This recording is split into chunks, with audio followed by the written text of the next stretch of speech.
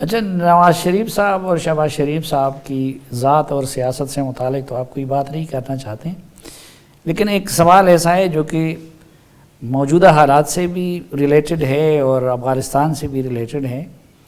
میری اطلاع کے مطابق ایک وقت تھا اور ایک اور بھی بڑے معتبر اور باخبر آدمی میجر عامر صاحب نے اس کا ذکر بھی کیا تھا شاید ایک شو میں، کہ ملا عبدالغنی برادر جو اس وقت طالبان کے پولیٹیکل شعبے کو لیڈ کرتے ہیں، وہ جو پاکستانی جیل میں تھے، تو میاں نواز شریف صاحب ایک موقع پہ ان کو افغان حکومت کے حوالہ کرنا چاہتے تھے، لیکن آپ نے رکاوٹ ڈالی۔ میری یہ اطلاع یا میجر صاحب کی یہ اطلاع درست ہے، اور اگر ہاں تو کیوں؟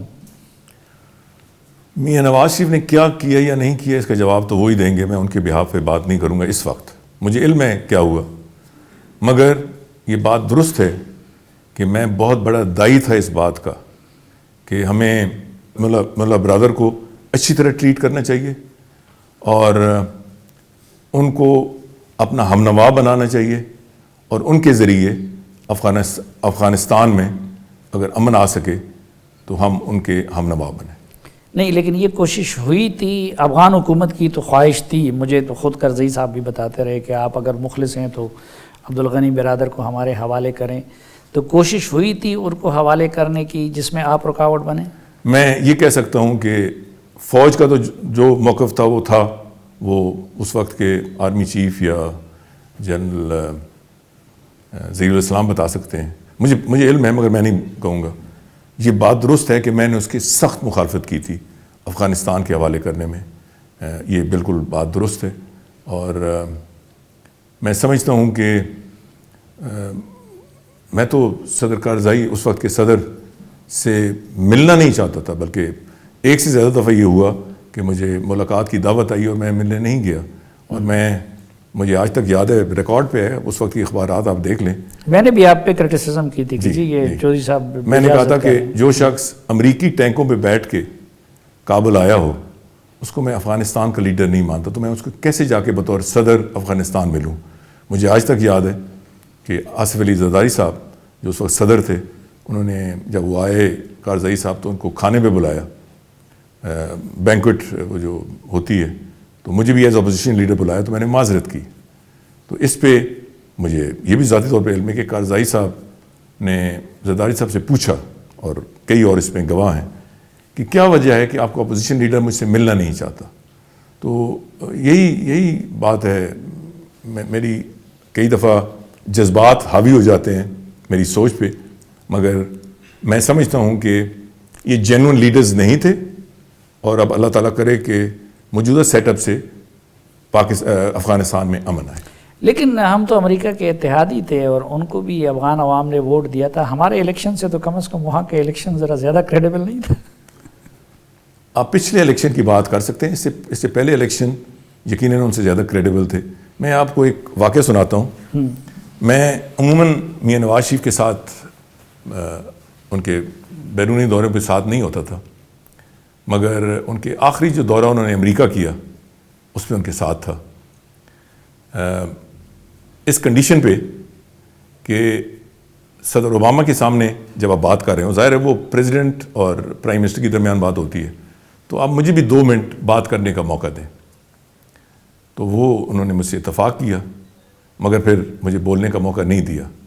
مجھے یاد ہے کہ اور چیزیں تو میں بھول گیا، میں نہیں بتا سکا۔ ایک چٹ میں نے اس کے باوجود اٹھ کے آؤٹ آف پروٹوکول جا کے میاں صاحب کو دی کہ عافیہ صدیقی پہ ضرور بات کریں۔ اچھا، جب دوسرے دن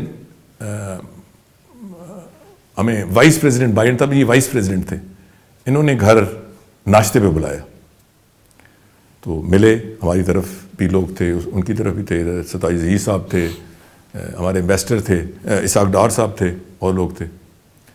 تو جیسے ہی بیٹھے تو اس وقت کے وائس پریزیڈنٹ بائیڈن نے کہا انگریزی میں، prime minister, we know you are a good man, you are a decent man, you want to do a lot of good things, آپ بڑے اچھے آدمی ہیں، آپ بڑی اچھی باتیں کرنا چاہتے ہیں، یہ آپ کو، میری طرف انگلی کر یہ آپ کو نہیں کرنے دیتا۔ تو سب ہنسنے لگ پڑے۔ تو میں نے اس کو جو بھی میں جواب دے سکتا تھا میں نے دیا۔ تو میرے کہنے کا مطلب ہے کہ یہ ساری باتیں اب تاریخ کا حصہ ہیں. اچھا، ایک تاریخ کو چھوڑ کے ذرا ایک حال کی بات کرتے ہیں جو ہمارے مستقبل سے بھی متعلق ہے، اور ویسے براہ راست آپ سے کوئی اس کا ریلیونس نہیں ہے، لیکن چونکہ آپ ایک راجپوت ہیں اور ویلیوز اور خاندانی اقدار اور ان چیزوں پہ بہت زیادہ زور دیتے ہیں، اس وقت یہ پاکستان میں خواتین کے ساتھ جو پے در پے واقعات ہو رہے ہیں، آپ کیا سمجھتے ہیں اس کی وجہ کیا ہے؟ ذمہ دار کون ہے؟ تدارک کیسے ممکن ہے؟ یہ تو ایک بڑی لمبی بحث ہے، مگر میں یہ ضرور کہوں گا کہ یہ ریفلیکشن ہے ہمارے معاشرے کی. اس وقت ہمارا معاشرہ ایک شدید ڈی جنریشن کا شکار ہے.